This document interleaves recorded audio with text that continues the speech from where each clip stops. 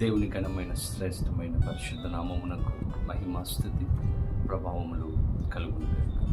దేని బిడ్డలారా, మరి నూతన దినాన్ని పరిశుద్ధాత్మ దేవుడు మనకు ఆయన అనుగ్రహించి ఉన్నారు. ఈ నూతన దినములో ఒక నూతనమైన వాగ్దానము ద్వారా పరిశుద్ధాత్మ దేవుడు మనతో మాట్లాడుతూ ఉన్నారు. ఈరోజు మీరు కూడా సిద్ధంగా ఉన్నారు దేవుని వాగ్దానము పొందుకోవడానికి. ప్రతిరోజు కూడా ప్రభు వాగ్దానం ఇస్తున్నప్పుడు మనము ప్రార్థనాపూర్వకముగా పొందుకొని మనము విశ్వసించినప్పుడు ఖచ్చితంగా దేవుడు గొప్ప కార్యాలు మన జీవితంలో చేస్తారు. దేవుని బిడ్డలు ఉదయం లేవగానే ఈరోజు ఎంతమంది ప్రార్థన చేసుకున్నారు, వాక్యం చదువుకున్నారు? దేవునితో సహవాసం చేయండి, దేవునితో సమయాన్ని గడపండి. ఆ దినం ఒక అద్భుతమైనటువంటి దినముగా దేవుడు మారుస్తాడు మన జీవితంలో. ఈరోజు మనం ప్రార్థన చేసుకుని ప్రభు సిద్ధపరిచిన వాగ్దానాన్ని పొందుకుందాం. తలలో వంచండి, ప్రార్థిద్దాం. పరిశుద్ధుడని కొందనాలు స్తోత్రాలు. ఉదయకాల సమయంలో మేమందరము మీ సన్నిధికి వచ్చి ఉన్నాము. ఈ దినం ప్రత్యేకంగా ప్రతి ఒక్కరితో మాట్లాడి మీరు బలపరిచి దీవించి మీరు ఆశీర్వదించమని యేసు నామమున అడిగి వేడుకొనొచ్చు ఉన్నాము మా పరమ తండ్రి. ఈ దినం దేవుని వాగ్దానము చదువుకుందాం. బైబిల్ గ్రంథాలు చదవండి. సామెతల గ్రంథము 23వ అధ్యాయము 18వ వచనమును చదువుకుందాం. నిశ్చయముగా ముందుగతి రానే వచ్చును, నీ ఆశ భంగము కాలేదని తెలుస్తుంది. చక్కని వాగ్దానం. ఈరోజు దేవాది దేవుడు మనలను బలపరుస్తూ ఉన్నారు. నిశ్చయముగా, ఖచ్చితంగా ముందుగతి నీకు వస్తుంది, నీ ఆశ భంగము కాదు.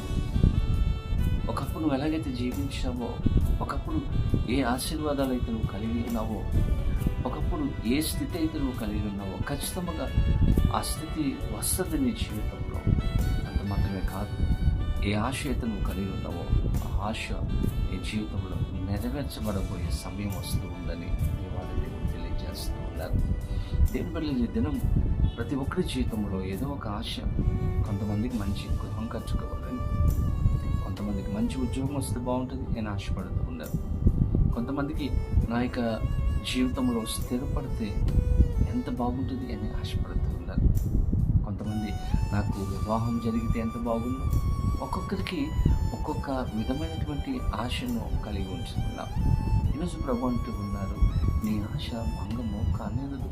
ఈరోజు దేనికోసమైతే మీరు ప్రార్థన చేస్తూ ఉన్నారో, ఏ విషయం కొరకైతే మీరు ప్రభు సన్నిధికి వచ్చి ఉన్నారో, ఖచ్చితంగా ఆ కార్యాన్ని నెరవేర్చి గొప్ప దేవుడిగా నుంచి ఉన్నాడు.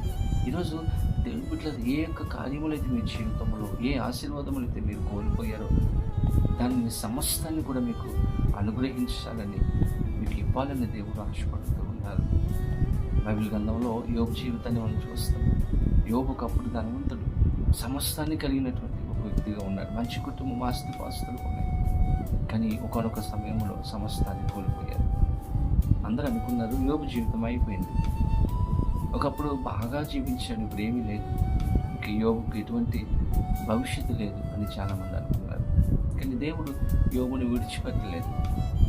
ఏదైతే కోల్పోయాడో రెట్టింపుగా దేవుడు యోబుకు అనుగ్రహించి ఆయన ఆశను నెరవేర్చాడు. కోల్పోయిన స్థితిని దేవుడు మరలా యోబుకు అనుగ్రహించినాడు. తన పూర్వపు స్థితి కంటే దేని బిడ్డగా దేవుడు తనకిచ్చినటువంటి స్థితి ఎంతో అద్భుతమైనటువంటిదిగా యోబు జీవితంలో మనం చూడగలం.